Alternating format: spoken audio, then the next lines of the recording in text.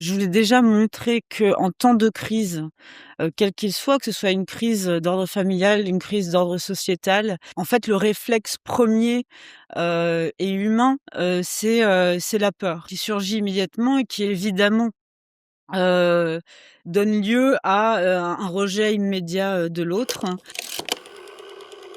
et c'est quelque chose en fait, dont on se rend compte, je trouve, dans l'histoire, qu'on a, tendance à mettre sous le tapis. C'est une réaction, en fait, à laquelle, on a du mal à se confronter et donc créer une autre forme, en fait, d'abus, une forme, de maltraitance de victimes qui sont déjà victimes de fait, parce qu'ils sont, malades, parce qu'ils sont en besoin de soins et tout ça et qui sont des gens sur qui on a besoin de se concentrer et au contraire, en fait, ce qu'on fait, le réflexe général, c'est précisément de les extraire, en fait, de la société. C'est quelque chose d'une certaine manière où on s'est dit: «Bon, bah, voilà, ça s'est passé comme ça parce que ça ne pouvait pas se passer autrement, parce qu'on était tous en état de choc, en état de sidération» et au final, du coup, on se retrouve avec un trauma collectif qui n'est jamais résolu et ça vaut, je pense, en général pour tous les traumas. C'est-à-dire qu'à partir du moment où on ne peut pas les verbaliser et à partir du moment où le déni de deuil est mis en place parce qu'on a complètement nié la capacité de deuil à ce moment-là à cause justement de la honte qui était jetée, sur ces familles-là, à quel point en fait tout ça ne peut que se nécroser au fur et à mesure dans les générations futures et créer de nouveaux traumas, de nouvelles angoisses qui appartiennent des générations qui n'ont peut-être même pas vécu ce traumatisme-là. Donc en fait, c'est le ruissellement de la peur à travers les générations et comment en fait ça crée plus de traumas que j'ai essayé d'interroger à travers ça. Je peux aller chez maman, la petite.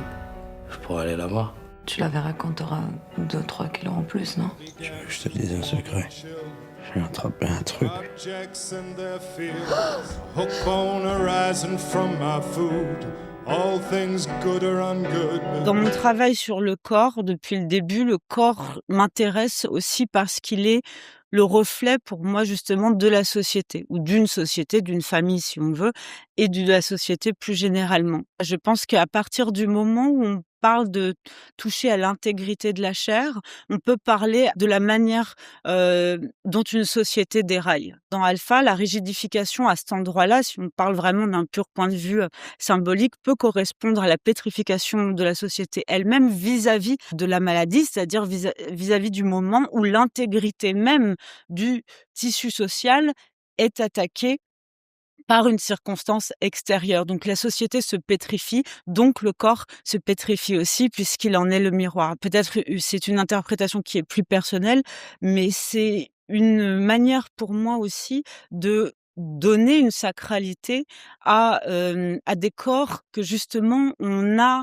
pointés du doigt, qu'on a considérés comme moins qu'eux et moi j'essaye non seulement en fait de les replacer à travers cette image dans, le tissu social et dans les croyances sociales puisque le marbre dans lequel il se pétrifie correspond plus généralement, à une matière qu'on utilise pour les saints. Normalement, c'est les gisants dans les cathédrales, c'est des saints ou des rois sanctifiés, c'est des gens qu'on élève au-dessus de nous.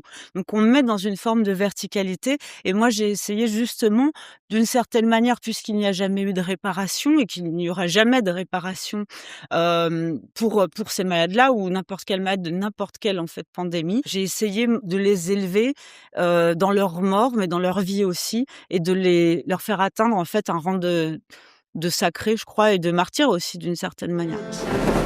And I'm afraid I told a lie. Trop d'amour, des fois, ça.